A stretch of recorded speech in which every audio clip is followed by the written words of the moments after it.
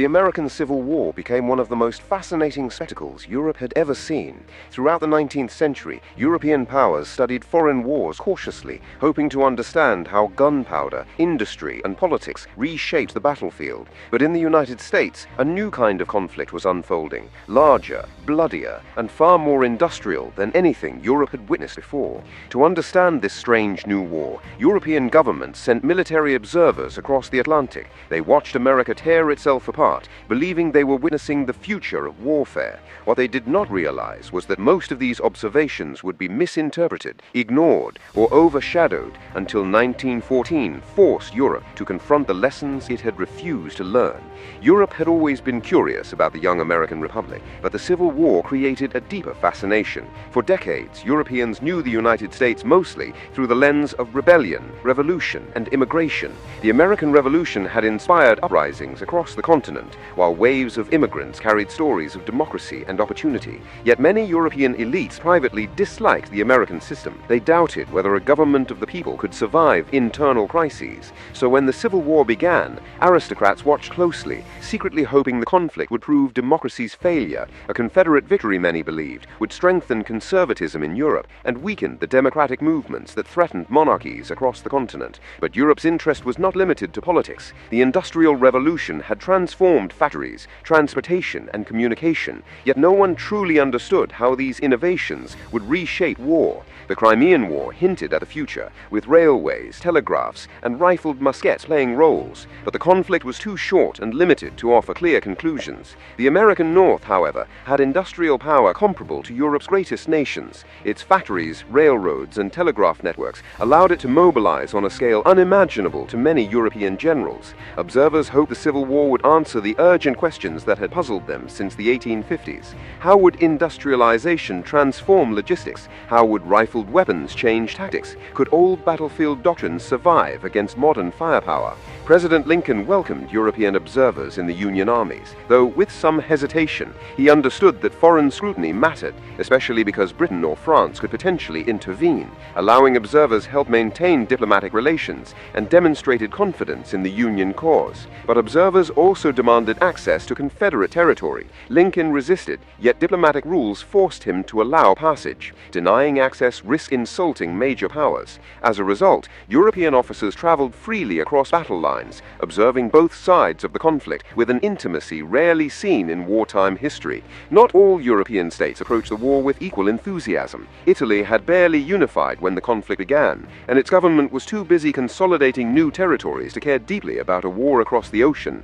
Austria's conservative military establishment dismissed the conflict altogether, having reluctantly begun modernizing after defeat in 1859. Austrian leaders were uninterested in foreign lessons. Early observer reports confirmed what they already believed, that the American conflict was chaotic, undisciplined, and irrelevant to European warfare. Later reports that challenged these views were quietly ignored. The Ottoman Empire, too, sent observers, but learned little. After painful reforms in the early 19th century and an exhausting war in Crimea, the Ottomans lacked energy for new change. Reports from America disappeared into government archives, unread and unimplemented. Yet despite this official disinterest, one nation watched the war with unusual intensity: Russia. Russia's defeat in the Crimean War had shocked its political elite and exposed the backwardness of its military and economy. Tsar Alexander II pushed major reforms, including modernization of the army, but resistance from conservative officers slowed progress. Officially, Russia had no interest in the American conflict. Unofficially, they watched closely.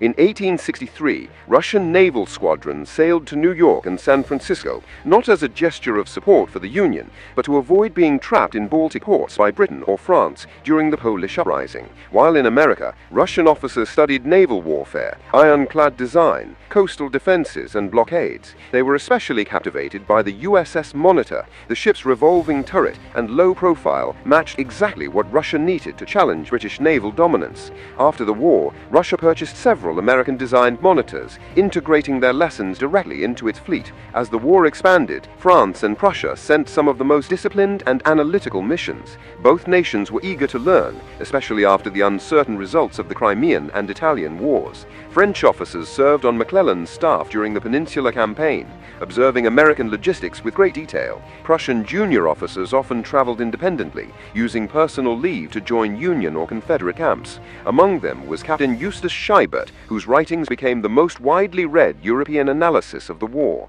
Scheibert praised Southern officers for their leadership and admired Robert E. Lee, at times to a fault, yet he recognized that the North's industrial strength made Confederate defeat inevitable. He noted the professionalism of American artillery, the endurance of volunteer soldiers, and the remarkable speed at which amateurs learned the art of war. At the same time, he concluded that the Civil War did not resemble European warfare at all. The open fields of Europe allowed artillery and cavalry to dominate, while the dense forests and rugged geography of North America forced armies into disorganized firefights and fortified positions. Because of this, Scheibert believed the American experience would not apply in Europe. It was a conclusion that Europe would regret. As the war dragged on, European observers became even more certain that the American experience held little value for them.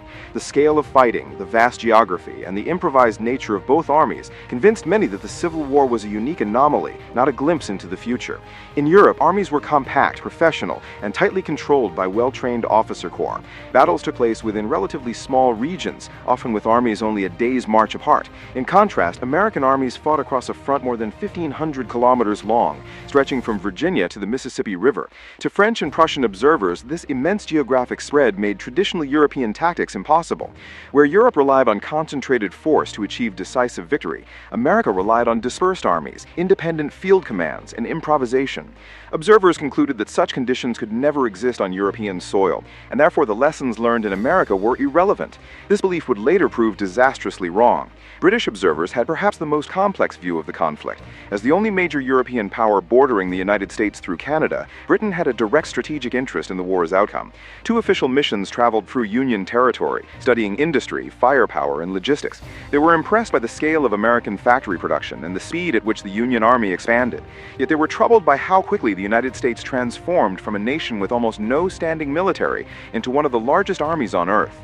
This transformation reinforced a long-standing British fear that if relations ever deteriorated, the United States could mobilize a massive army and overwhelm Canada before Britain could respond. This fear encouraged London to adopt a cautious diplomatic posture, avoiding any action that might provoke conflict. Most British writings, however, did not focus on military matters, but on culture. Lieutenant Colonel Arthur Fremantle became one of the most famous European travelers of the war. His diaries, later published as 3 Months in the Southern States, captured the imagination of British readers. The book offered a romanticized portrait of Confederate society, portraying Southern civilians and officers with admiration. While enjoyable for the public, such writings obscured the more critical lessons that military professionals needed to understand. Behind the charm, British officers quietly warned that the American conflict represented something far more dangerous than the aristocracy believed. No British observer issued a more prophetic warning than Colonel Henry Fletcher. After studying battles, interviewing officers, and examining both Union and Confederate forces, Fletcher concluded that the American military was undergoing a transformation that Europe's rigid armies were not prepared for. He observed that American soldiers came from all classes of society, often highly literate and accustomed to independent thinking. This allowed them to make decisions on the ground without waiting for orders from above, something rare in European conscript armies where soldiers were trained to obey commands without question. Fletcher noted that American junior officers and sergeants often took initiative on the battlefield, adapting to rapidly changing conditions in ways European doctrine simply did not allow. This adaptability was a direct result of American democracy and education. Europeans might dismiss the American army as indisciplined, but that very flexibility made it more capable of fighting modern industrial war. Fletcher also observed that American tactics were evolving naturally in response to new technology. The increased range and accuracy of rifled muskets made traditional Napoleonic formations suicidal. American soldiers learned quickly to fight from cover, construct field fortifications, and rely on earthworks for protection. Battles like Spotsylvania, Vicksburg, and Petersburg showcased a new kind of warfare, slow, grinding, fortified, and dominated by firepower. Fletcher predicted that future wars in Europe would resemble these American battles more than the neat, decisive engagements of the past. He urged Britain to prepare by strengthening public education, improving physical standards among recruits, and adopting universal military training. He argued that only a more educated, adaptable citizen army could survive the demands of modern warfare.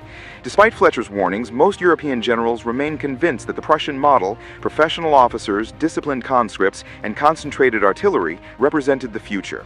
Their certainty seemed justified when Prussia defeated Denmark in 1864, Austria in 1866, and France in 1870. 1970 with astonishing speed.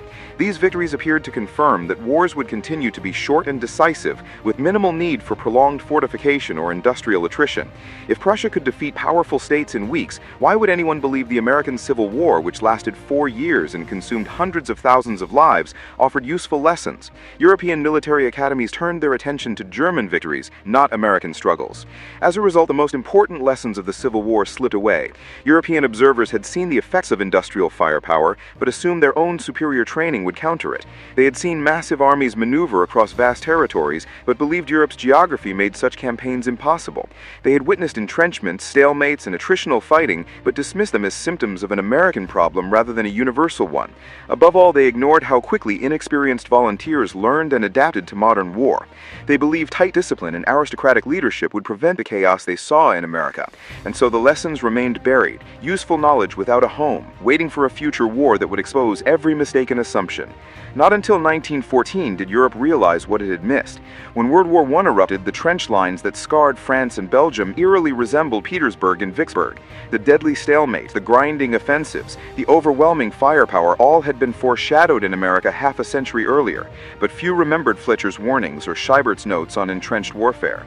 The lessons had been available, but Europe had chosen to look elsewhere. Instead of learning from the American Civil War, Europe learned from its own brief, misleading victories, and when the trenches stretched from the North Sea to Switzerland, the oversight became impossible to ignore. As the First World War consumed Europe, the forgotten lessons of the American Civil War emerged with haunting clarity. Commanders who had once dismissed the relevance of battles like Antietam, Shiloh, and Petersburg suddenly found themselves confronting the very problems their predecessors had ignored. Entrenched positions stretching for miles, firepower so overwhelming that open field assaults became suicide, and armies so massive that decisive maneuvers were nearly impossible. It was as if the old American battlefields had reappeared on European soil, magnified by industrial might and transformed into an inferno of artillery and machine guns. Yet the generals had entered the conflict expecting a short, glorious campaign, repeating the same assumptions Prussia had validated in the 1860s. Their confidence shattered within months, replaced by the grim realization that the long, grinding American model of war had always been the true shape of things to come. Historians would later argue that Europe's refusal to learn from America was not simple arrogance, but the product of timing, circumstance, and political ambition. The astonishing rise of Prussia had created a myth of rapid, decisive war, and Europe clung to that myth with unwavering certainty. The American Civil War, fought by volunteers across rough terrain with improvised armies, seemed like an outlier rather than a blueprint, but myths can be deadly. When confronted with barbed wire, rapid-fire weapons, heavy artillery, and the sheer scale of industrial mobilization, Europe's generals discovered that the old ways were useless, and that the Americans had already shown what a new world of warfare would look like. In hindsight, the observers who traveled across the Atlantic during the 1860s brought back exactly the information Europe needed. Fletcher's warnings about democratic armies adapting from the bottom up, Scheibert's detailed accounts of fortifications and inter-service cooperation, and the French notes on battlefield scale and terrain could have prepared Europe for the horrors to come. But these insights were overshadowed, neglected, or dismissed entirely, buried beneath assumptions that would not be questioned until millions had already died. The tragedy of the Great War was not only the slaughter itself,